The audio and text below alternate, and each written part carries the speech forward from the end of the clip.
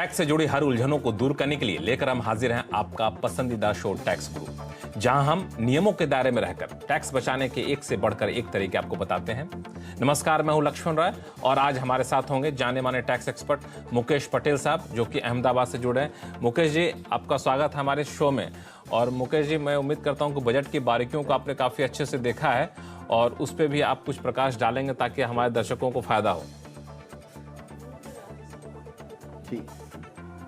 बिल्कुल। तो इस शो शुरू करने से पहले अपने दर्शकों को बता दूं कि इस बार क्या कुछ खास रहने वाला है।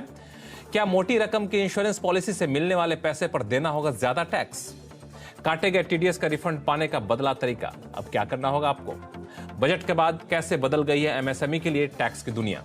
इन सारे मुद्दों पर बातचीत करेंगे, लेकिन सबसे पहले मुद्दा इंश्योरेंस को लेकर के, जो हर किसी के पॉकेट से जुड़ा तो होता ही है, हर किसी के दिल से भी जुड़ा होता है। और इस इंश्योरेंस के मोर्चे पर बजट में एक बड़ा बदलाव किया गया है। और बदलाव जो किया गया है, ये बदलाव दरअसल मोटी रकम वाले जो इंश्योरेंस पॉलिसी है, उस पॉलिसी के जब मैच्योर होने के बाद पैसा मिलेगा, उस पैसे पर आपको टैक्स का जो कैलकुलेशन है बदल जाएगा। अब क्या बदलाव किया गया है, कैसे बदलेगा, मैं बताऊं इससे अच्छा है कि हमारे साथ बहुत ही जाने माने टैक्स एक्सपर्ट हैं मुकेश पटेल जी, उनसे पूछ लेते हैं। पटेल साहब, सबसे पहले तो दर्शकों को ये बताइए कि ये बदलाव आखिर क्या किया गया है?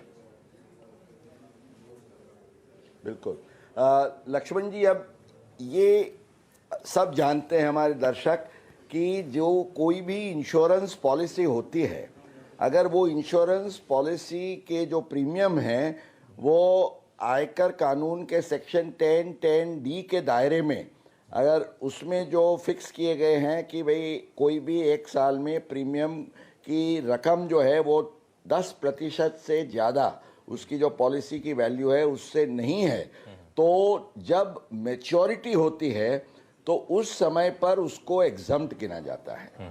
और इसमें आज तक ये नियम ज़रूर था कि ये 10% वाला आपको ध्यान रखना है, पर इसके सिवा आपका प्रीमियम 5 लाख हो, 25 लाख हो, 50 लाख हो, इस पर कोई सीमा नहीं थी कि कितनी वैल्यू की पॉलिसी हो और कितनी वैल्यू का आपको एग्जम्पशन ऑन मैच्योरिटी मिले।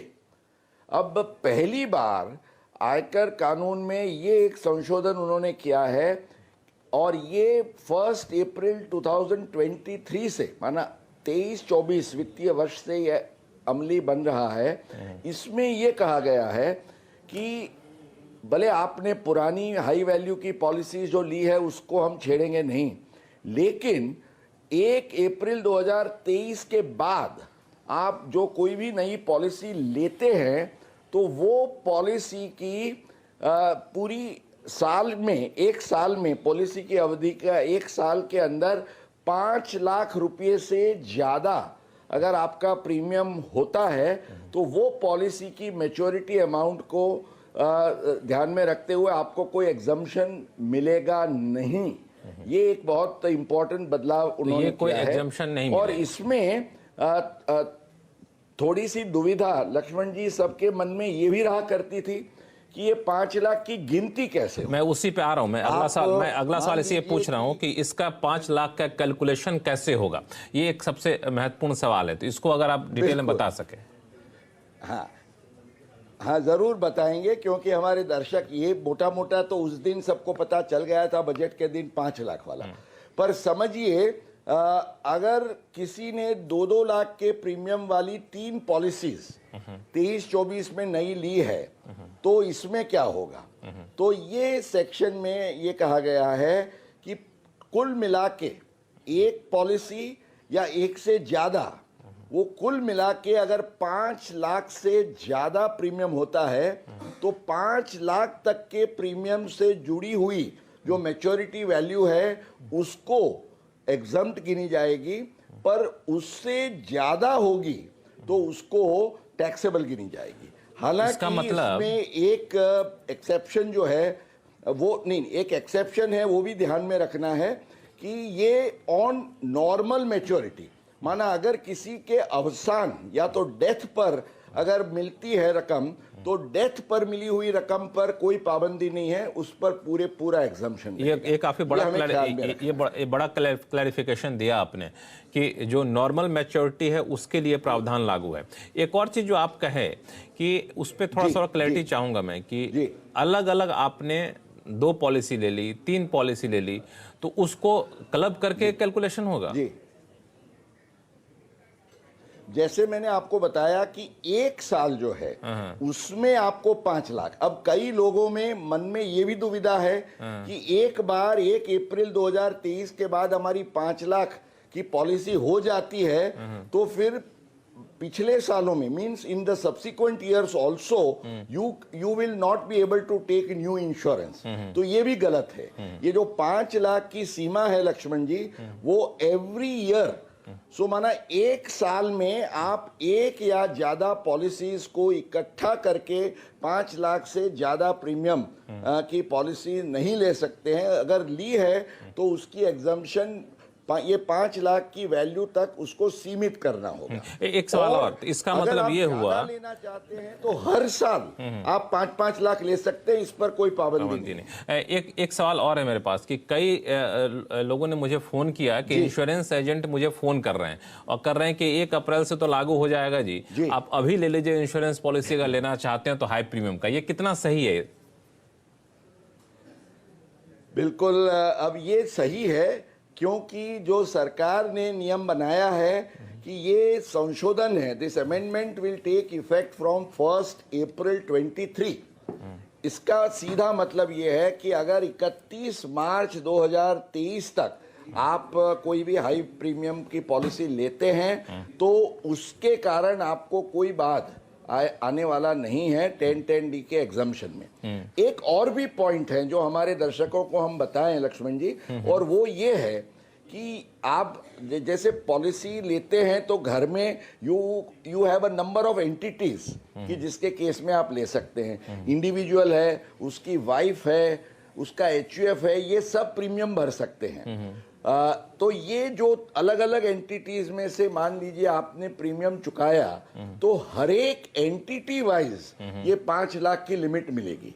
माना अगर आप 5 लाख से ज्यादा पॉलिसी की वैल्यू लेना चाहते हैं तो अलग अलग एंटिटीज में बांट दें 1 अप्रैल के बाद, तो भी कानूनन आप इसका प्लानिंग कर सकते हैं। तो ये सारे टिप्स बताया मुकेश पटेल जी ने, बहुत ही काम के टिप्स है, इसका ध्यान रखिएगा जब भी आप इंश्योरेंस पॉलिसी लेने जा रहे हैं। तो चलिए अब शुरू करते हैं सवाल जवाब का सिलसिला। सबसे पहले चलते हैं आगरा, जहां से राजेश अग्रवाल जी हमारे साथ फोन लाइन पर जुड़ चुके हैं। राजेश जी नमस्कार, कैसे हैं आप? जी मैं राजेश अग्रवाल आगरा से बोल रहा हूँ। जी नमस्कार, कैसे हैं आप? जी मैं ठीक हूँ और मैं CNBC का बहुत शुक्रगुजार हूँ कि इतने अच्छे ढंग से टैक्स गुरु का कार्यक्रम करते हैं। जी धन्यवाद। और मैं इसका नियमित श्रोता हूँ और इससे करोड़ों लोग लाभान्वित हो रहे हैं इस कार्यक्रम से। चलिए बहुत बहुत धन्यवाद कि आप हमारे शो में जुड़ते हैं, हमारे शो को देखते हैं। सवाल क्या है सर आपका? मेरा सवाल ये था कि जो गवर्नमेंट ने सीनियर सिटीजन सेविंग स्कीम अभी अमेंड करके 15 लाख से 30 लाख की है, तो वो कब से हम उसमें बढ़ा सकते हैं? और एक अगर हमने अप्रैल 2022 से पहले अगर सीनियर सिटीजन स्कीम में अपना निवेश किया हुआ है जहां हमें 7.4 इंटरेस्ट मिलती है, और तो ये क्या डायनेमिक रहेगी इसमें रेट ऑफ इंटरेस्ट जो 8% हो गई है वो मिलेगी, या पिछले जो निवेश है उसमें उस समय जो ब्याज दर तय थी वो वाली ब्याज मिलेगी 7.4? ठीक है। अच्छा, आपके सवाल के 2 पहलू हैं भाई साहब, तो दोनों को अगर हम लेते हैं तो सबसे पहले तो ये एक पॉलिसी डिसीजन वित्त मंत्री ने अपने बजट प्रपोजल्स में अनाउंस किया है और वो खुश करना चाहते थे सब सीनियर सिटीजन्स को, क्योंकि ये बहुत ही वेलकम डिसीजन है। क्योंकि अभी जो 15 लाख की जो आपकी सीमा है इन्वेस्टमेंट की, उसको वो 30 लाख तक बढ़ा रहे हैं, पर इसको फाइनेंस बिल के साथ कोई सीधा संबंध नहीं है। ये स्मॉल सेविंग्स के जो नोटिफिकेशंस निकलते हैं तो सरकार जल्द ही हम आशा रखते हैं कि ये 15 के 30 लाख के लिए जो नोटिफिकेशन है वो जारी करेगी, और जो डेट से ये नोटिफिकेशन जारी होगा उस तारीख से आपकी ये 30 लाख की लिमिट बढ़ेगी। माना 15 लाख आपने किया है तो और 15 लाख कर पाएंगे। और फैमिली में हस्बैंड वाइफ दोनों हैं अगर सीनियर सिटीजन, तो ये 15-15 जो है वो 30-30 हो जाएगा, माना 60 लाख रुपया। और अभी जो इंटरेस्ट का रेट है 8%, तो 60 लाख पर 8% के हिसाब से गिने तो एक सालाना आप 4,80,000 रुपये आप कपल का ये इंटरेस्ट अर्न कर सकता है। अब आपका दूसरा सवाल जो है कि ये जैसे आप जानते हैं कि हर 3 महीने में depending on the interest rate scenario ये स्मॉल सेविंग्स के इंटरेस्ट रेट्स में इंक्रीज होता है। अब जैसे पीपीएफ है, सुकन्या है, उसमें ये डायनेमिक है क्योंकि वो कंटिन्यूइंग स्कीम्स हैं। लेकिन ये जो एफडी टाइप की स्कीम है आपकी, ये सीनियर सिटीजन सेविंग स्कीम, आपने मान लीजिए अभी लिया 8% का रेट है तो वो लॉक हो गया during the entire period of the deposit. तो इंटरेस्ट रेट कम भी हो तो भी आपको 8% मिलेगा। पर इसका दूसरा पहलू ये भी है कि इंटरेस्ट रेट बढ़ता है तो आपको ऑटोमेटिक उसमें बढ़ोतरी नहीं मिलेगी। तो आपका जो 7.4 है वो तो 7.4 बना रहेगा जब तक उसकी मैच्योरिटी होती है। पर आप ये मान लीजिए 15 लाख का जो नया निवेश करेंगे उस पर आपको 8% जरूर मिलेगा। चलिए, उम्मीद करते हैं राजेश अग्रवाल जी आपको दुविधा आपकी दूर हो गई होगी। फिर भी कोई दुविधा हो तो हमें लिखिएगा tax@moneycontrol.com पर। अब चलते हैं सीधा गुजरात, जहां सूरत से कौशिक मोदी साहब हमारे साथ फोन लाइन पर जुड़ चुके हैं। कौशिक मोदी साहब नमस्कार, क्या सवाल आपके पास? नमस्कार साहब। नमस्कार। हेलो डॉक्टर लक्ष्मण जी, हेलो मुकेश जी। हेलो। मेरा सवाल 58 सीनियर सिटीजन के बारे में है, 58 फॉर्म के बारे में है। मैं सीनियर सिटीजन हूँ जी। Respected FM has declared in new budget that new tax regime is default.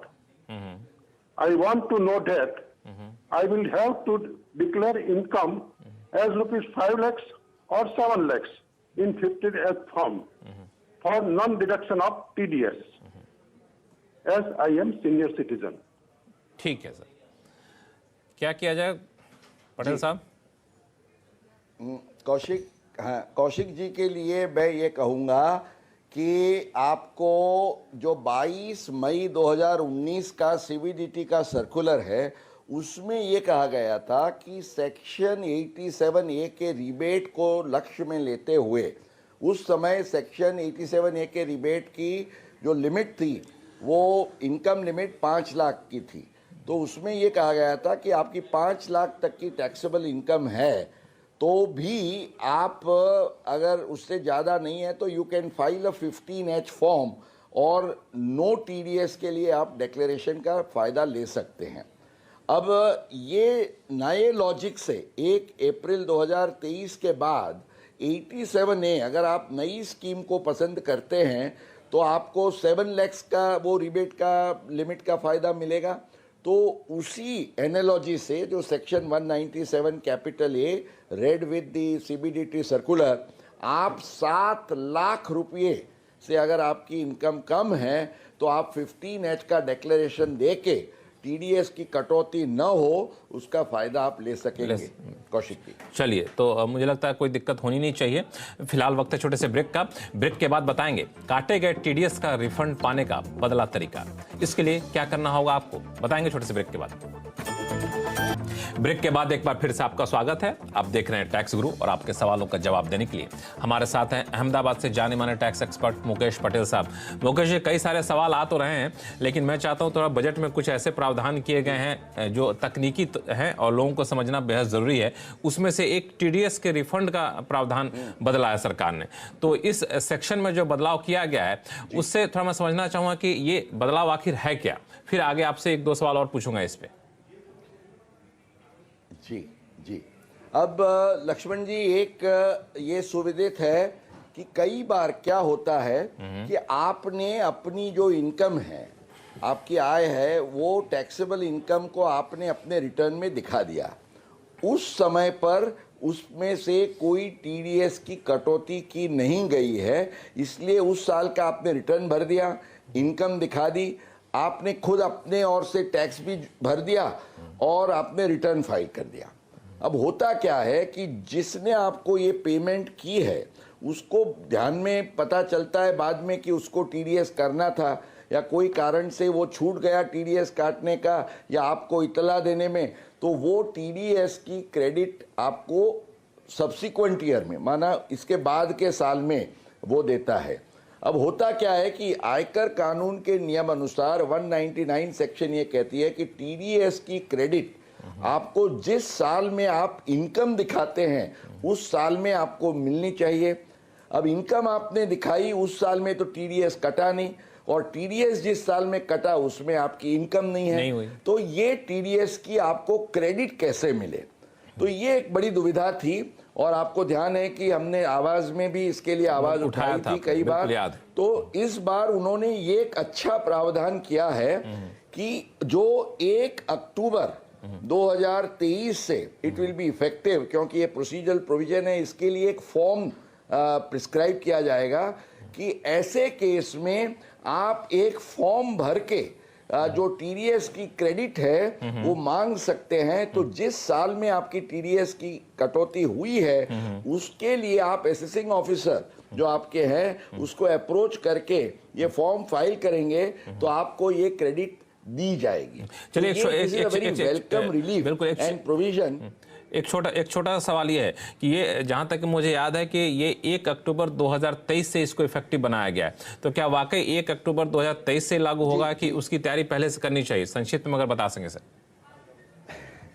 अच्छा, हाँ, इसमें क्या है लक्ष्मण जी कि 1 अक्टूबर 2023 से ये फॉर्म आएगा और आप असेसिंग ऑफिसर को अप्रोच कर पाएंगे, पर इसके लिए जरूरी नहीं है कि केवल 1 अक्टूबर 2023 के बाद के ट्रांजैक्शन टीडीएस की क्रेडिट के ही लिए आपको रिलीफ मिलेगी, क्योंकि सेक्शन में ये कहा गया है कि इस फॉर्म में आप जिस साल में आपका टीडीएस कटा है उस साल के अंत से लेके 2 साल के अंदर आप एप्लीकेशन कर सकते हैं। इसका मतलब ये हुआ कि फाइनेंशियल ईयर 21-22 और 22-23 ये दोनों सालों में अगर ऐसी कोई दुविधा आपके लिए खड़ी हुई है तो उसकी रिलीफ आप 1 अक्टूबर 2023 के बाद भी फाइल करके कर पाएंगे। और मुझे ध्यान है कि 21-22 में बहुत सारे लोगों को ये परेशानी हुई है, उनको इंतजार करना है, 1 अक्टूबर 2023 के बाद उनको रिलीफ मिल जाएगी। चलिए,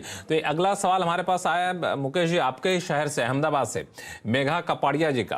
हमारे साथ फोन लाइन पर जुड़ चुकी हैं। मेघा जी, क्या सवाल आपके पास? हाय सर, हमारा एक फैमिली बिल्ड ट्रस्ट है, तो बजट में जो नए टैक्स रेजिम का अनाउंसमेंट हुआ है उसमें अंडर सेक्शन 115 बीएससी के तहत हमको कुछ फायदा होगा कि नहीं होगा? मुकेश जी। मेघा जी, मेरे ख्याल से आप चार्टर्ड अकाउंटेंट लगती है, क्योंकि आपको बिल्कुल इसका पूरा ख्याल है। अब लक्ष्मण जी, ये जो प्राइवेट डिस्क्रिशनरी ट्रस्ट होता है, जो विल के तहत जिसका निर्माण किया जाता है, उसकी असेसमेंट ईओपी के स्टेटस में होती है। अब तक के प्रोविजंस के आधार से इवन 115 बीएसी में जो कंसेशनल टैक्स के रेट्स थे नई स्कीम में, वो केवल इंडिविजुअल और एचयूएफ के लिए ही लागू होते थे।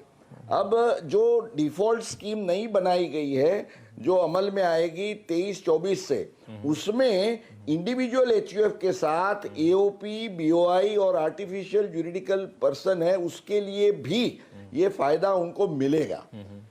तो एओपी ये जो ट्रस्ट है, समझिए कि 22-23 का जो करंट ईयर है उसमें उसको रेगुलर रेट के हिसाब से 2,73,000 का टैक्स भरना होगा। कौन सी इनकम पर? 15 लाख की। एक 15 लाख की हम एग्जांपल लें तो अब ये एक नए सुधार के कारण सीधा आपको फायदा ये होगा कि you can then opt, in fact opt भी नहीं करना है क्योंकि ये डिफॉल्ट स्कीम हो जाएगी आपके लिए। तो अब आपको ये 15 लाख की इनकम पर केवल 1,56,000 माना 1,56,000 होगा तो एक इतने छोटे से सुधार के कारण ऐसे यूपी जैसी बहुत सारी एंटिटीज हैं, उनको 1,17,000 रुपीज का बड़ा फायदा होगा। लक्ष्मण जी, चलिए, तो बड़ा फायदा हो, खुश हो जाइए। सवाल और भी हैं, लेकिन फिलहाल वक्त है छोटे से ब्रेक का। ब्रेक के बाद जानेंगे मार्केट लिंक डिवेंचर से होने वाले LTCG टैक्स के बारे में। कहीं जाइएगा नहीं।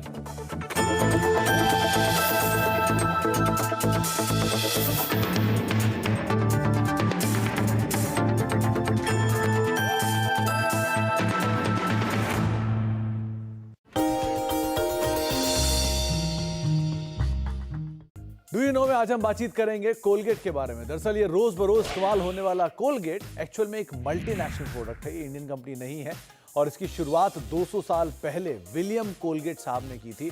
दरअसल कोलगेट ने टूथपेस्ट कारोबार में जो फोरे है, यानी कि वो कारोबार की जो शुरुआत है, वो विलियम कोलगेट साहब के डिमाइस के 16 साल बाद शुरू की थी।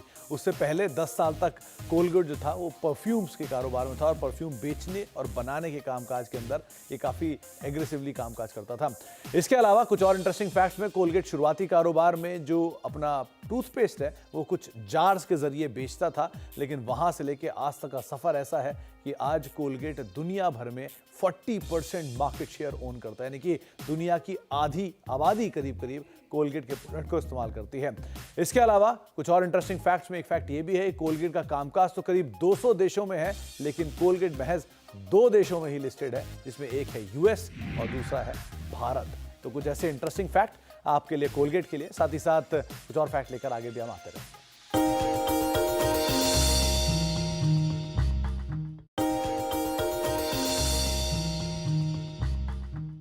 डू यू नो में आज हम बातचीत करने वाले हैं अमारा राजा बैटरीज के बारे में। दरअसल इस कंपनी से रिलेटेड बहुत सारे इंटरेस्टिंग फैक्ट हैं, लेकिन सबसे इंटरेस्टिंग फैक्ट तो इस कंपनी के नाम के साथ ही शुरू हुआ था। दरअसल इस कंपनी का जो नाम है अमारा राजा, वो एक्चुअल में जो एग्जिस्टिंग प्रमोटर हैं उनके ग्रैंड पेरेंट्स के नाम पर लिया गया था। जहाँ पर कंपनी के जो जयदेव गाला साहब हैं, उनके ग्रैंड पेरेंट्स में उनकी माता जी का नाम था अमरावती और साथ साथ राजगोपाल नायडू, इन दोनों को मिला के कंपनी का नाम अमारा राजा बना है। बहुत सारे रोचक तथ्यों में से एक इंटरेस्टिंग फैक्ट ये भी है कि देश की हर तीसरी गाड़ी की बैटरी जो है वो अमारा राजा बैटरी बनाती है, यानी हर तीसरी गाड़ी जो पावर्ड बाय है वो अमारा राजा बैटरी है। साथ ही साथ सिंगापुर की हर दूसरी गाड़ी जो है वो powered by Amara Raja battery है। इसके अलावा कुछ और इंटरेस्टिंग फैक्ट्स में, एक देश का सबसे मजबूत और सबसे बढ़िया टैंक अर्जुन टैंक, इसकी भी बैटरी अमर राजा की तरफ से ही प्रोवाइड किया जाती है। और अमर राजा बैटरी का ना केवल ऑटोमोबाइल में कामकाज है, बल्कि रेलवेज, डिफेंस, टेलीकॉम जैसे कई सारे और सेक्टर हैं जिसमें कंपनी का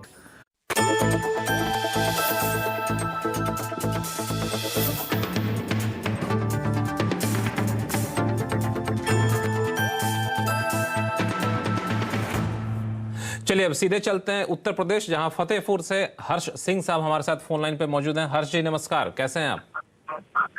सर मैं बढ़िया, आप कैसे हैं? मैं बहुत बढ़िया हूँ, अच्छा लगा आप हमारे शो से जुड़ रहे हैं। बताइए क्या सवाल आपके पास? जी सर, मेरा सवाल था कि अगर कोई बिजनेसमैन MSME यूनिट को पेमेंट करने के लिए देरी करता है, तो उसके कारण उसको इनकम टैक्स में कुछ प्रॉब्लम्स वगैरह हो, ऐसे नए प्रावधान आए, तो उसी बारे में क्या आप मुझे थोड़ा बता सकते हैं? जी मुकेश जी। बिल्कुल हर्ष जी, आपको ये ख्याल रखना है कि सेक्शन 43B के दायरे में ये MSME के जो पेमेंट्स हैं उसको भी लाया गया है। इसका मतलब ये है कि आप एक्चुअली चुकाते हैं तभी ये आपको मिलेगा, उसके सिवा इसको डिडक्शन नहीं मिलेगा। और ये भी ख्याल में रखिए कि 43B के प्रोविजो में आप रिटर्न फाइलिंग की डेट तक जो पे कर सकते हैं वो भी आपको फायदा नहीं मिलेगा। माना आप डिले करते हैं तो अगले साल में ही आपको ये फायदा लेना पड़ेगा। तो ये MSME के लिए वित्त मंत्री ने ये सुधार किया है। चलिए, मुझे लगता है कि सिर्फ हर्ष जी नहीं बल्कि कई सारे MSME जो करोड़ों MSME हैं उनके लिए सेक्शन 43B में जो बदलाव किया गया बड़े फायदे की बात होगी। चलते हैं राजस्थान, जहां से मिताली बंसल जी हमारे साथ फोन लाइन पर हैं। मिताली जी नमस्कार, क्या सवाल आपके पास? नमस्ते सर। सर मैंने फैमिली लेवल पे मार्केट लिंक डिबेंचर्स में इन्वेस्ट किया हुआ है। जी जी। तो मेरा क्वेश्चन ये है कि इस साल जो बजट आया है उसमें लॉन्ग टर्म कैपिटल गेन्स में क्या इंपॉर्टेंट अमेंडमेंट्स आए हैं? लक्ष्मण जी, मिताली जी को हमें ये ध्यान, और मिताली जी जैसे बहुत सारे दर्शक होंगे उनको ये बताना है कि एक नई सेक्शन इंट्रोड्यूस की गई है, सेक्शन 50AA। अब ये मार्केट लिंक डिवेंचर्स जो है उसका जो पूरा बेस होता है वो डेट टाइप का होता है, और उसमें जो रिटर्न है आपको मार्केट के आधार से मिलता है। तो आप जब लॉन्ग टर्म कैपिटल गेन इसको बता के 10% का जो फायदा लेते थे, इनकम टैक्स डिपार्टमेंट को ये लगा कि ये सही नहीं है। Actually this is just like your normal interest income. Therefore उन्होंने ये कहा है कि इसको शॉर्ट टर्म कैपिटल गेन मान के टैक्स किया जाएगा, और आपको जो कंसिडरेशन मिलता है उसमें से आपको डिडक्शन मिलेगा, आपका जो भी कॉस्ट ऑफ एक्विजिशन या कोई एक्सपेंस हो तो उसको छोड़ के आपको टैक्स भरना होगा। चलिए, उम्मीद करता हूं मिताली जी आपके सवालों का जवाब मिल गया होगा, और सिर्फ मिताली जी नहीं बल्कि हमारे जितने भी दर्शक हैं, आपके पास कोई भी सवाल हो, चाहे इनकम टैक्स से जुड़ा हुआ हो, जीएसटी से जुड़ा हुआ, आप हमें लिख भेजिए tax@moneycontrol.com पर अपने सवाल के साथ अपना नाम और मोबाइल नंबर देना ना भूलें। मुकेश जी, आपका बहुत बहुत शुक्रिया सभी सवालों का जवाब देने के लिए, काफ़ी विस्तार से और सरल भाषा में देने के लिए। अगले शो में फिर से हम हाजिर होंगे। फिलहाल के दीजिए इजाज़त। नमस्कार, देखते रहिए CNBC आवाज़।